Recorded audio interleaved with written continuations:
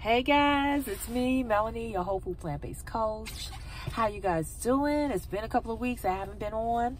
You know, life be life and taking care of some things, but I said I needed to come on here and see how you guys are doing. I hope you're doing well. I'm doing okay. And, you know, over the last few weeks, something that's been coming up regularly is a question that I get often. Biggest question I get is, what do I eat when adopting a whole food plant-based diet? So I said, let me come on here and talk about it, right? Because adopting a whole food plant-based diet can be challenging for some, you know. And so I thought about it, and I thought, well, what helped me when I decided to adopt a whole food plant-based diet? And you know what it was? It was I took cooking classes. You know, and I don't always associate that with my journey, but when I really think about it, that was, I think, the main thing that helped me with the process and to stay on the journey as long as I have, since 2008. And so I decided to come on here and just share a little bit about that, because at Truly Plant-Based, we help people who want to combat pre-hypertension or newly diagnosed people who have been newly diagnosed and who don't want to go on meds or don't want to stay on meds long term, and so they're trying to combat the situation, the chronic disease. A lot of times hypertension comes along with other chronic diseases, and so our clients are trying to battle that. And so when we help our clients adopt a whole food plant-based diet, we take it up a notch. We use an elevated approach where we eliminate salt, oil, and sugar as well. And so this is where it can be pretty challenging, because not only are you giving up the meat, eggs, dairy, and seafood, salt and sugar, you like, well, how do I prepare these foods so they still taste good, they have some flavor, right? So I was just thinking about that in my journey. And so I think it's not so much the question of what do I eat. I think the answer that most are looking for, how do I adopt a whole food plant-based approach? How do I prepare this food, and how do I make it taste flavorful, good enough to me that I can stick with it, right?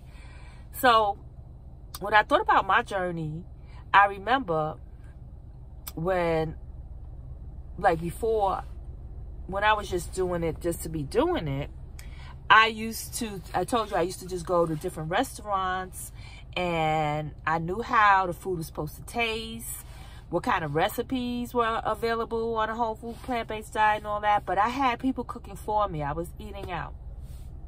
Now, it's really expensive to eat out all the time, right? It's expensive. You don't know what they're putting in the food. And so,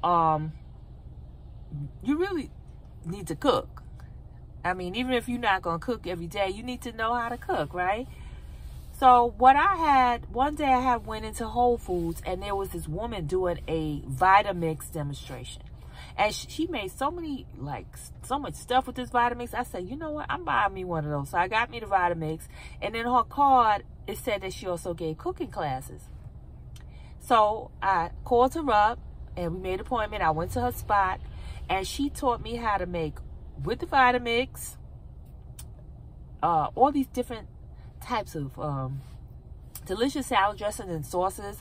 And she taught me how to make milks, and she also had some dehydrated. She was showing me some stuff with that. So we didn't do a lot of real cooking, but she taught me a lot of different ways I could flavor my foods and how I could eliminate dairy and stuff like that. So I loved it, and I stayed in touch, and she also showed me some ways how to make some meals, but I still wanted more options, diversity. I wanted to really learn how to cook this like I saw in those restaurants. So I decided to enroll in a culinary plant-based cooking course, which I did. And then I learned the basics of cooking, knife skills, all of that, and I learned how to cook plant-based foods. And so that really helped me to stay on my journey, you know. And you know, they also taught me meal prepping and all types of things, but I'm not a proponent of meal prepping for myself. But I think meal prepping can be great for some people, especially people who have really busy schedules. I work with caregivers, they have busy schedules. So we do provide meal prepping resources and information on how to meal prep and how to be successful with it. But I don't do it personally because my schedule's busy, and I find being in the kitchen that long, making all of that food, is exhausting for me. Also, I like to eat different foods, like every day. I like to eat something different kind of sometimes. So, you know, sometimes I eat leftovers, but when you meal prep, sometimes you make it for like 3 or 4 days straight. Sometimes, you know, so I'm not about really eating the same thing all the time. So it doesn't work for me, but I think meal prepping is great. So learned all of that, and it's been so helpful, you know, because I learned how to flavor my food. I learned, you know, how to make different meals. And it's just like now for me, before I went plant-based, you know how we do, what are you gonna have for dinner? Take out the chicken, take out some, whatever. So now I do the same thing with my plant-based. What am I gonna eat today? I just do it and I cook it. So it's been really helpful for me. It leaves out the guesswork, the thinking, you know what I'm saying? So when I thought about that and how I'm constantly asked that question, well, what do I eat? And really it's simple, because the list is no meat, eggs, dairy, and seafood, no salt, only sugar. So if it's not on that list, you can eat it. So whatever's on it, you can eat. But I understand it's hard to figure out how to prepare this. So I bring this up to say, at Truly Plant-Based, in our signature program, Beet Hypertension, No Meds, there's 5 phases. After phase 1, we move into phase 2, 3, and 4. And after phases 2, 3, at the end of phases 2, 3, and 4, we have a cooking lesson with our client. This gives them a base, and an idea on what they need to do and how they can flavor their foods, how they can prepare foods without, you know, just trying to figure it all out, you know what I'm saying? And I decided to incorporate it because of my personal experience, because I think that is the #1 thing that helped me to be able to stay on my journey as long as I have. And so, and it's important because when you're dealing with chronic health issues, you really need to eliminate the salt, oil, and sugar. We can't moderate ourselves out of that, because now, not only is the salt, oil, and sugar creating lots of health problems for people, what they're putting inside the sugar and the oils and things like that, and these different foods, the chemicals, it's so addictive. It's so addictive. And so sometimes if you say, well, I'm going to eat good during the week and I'll have a little something on the weekend, you can't moderate yourself. It's like a cycle. You're going to go back and eat it. So with our program, if you, you know, when we're helping to adopt this whole food plant-based diet and changing your lifestyle, you're going to go through a detoxing because you have all that stuff in your system. So you're going to go through a detoxing, not just a physical detoxing, but we also address the mindset and the limiting beliefs that has been keeping you in the cycle. And so you're going to go through a process that's going to help you to eliminate all these things out of your diet. At that time, then you become more disciplined.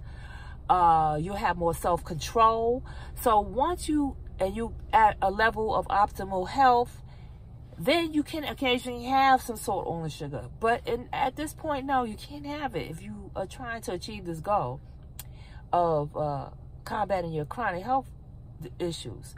So you have to get rid of it, you know, because like right now, people, like, I do crave vegetables, but because this is my lifestyle, but people don't crave lettuce and kale and stuff. People are not craving that. People don't even crave chicken. What they're craving is the salt, oil, and sugar that you put on the chicken or the meat. It's the salt, oil, and sugars that's the problem. So we got to eliminate it in order to achieve the goal.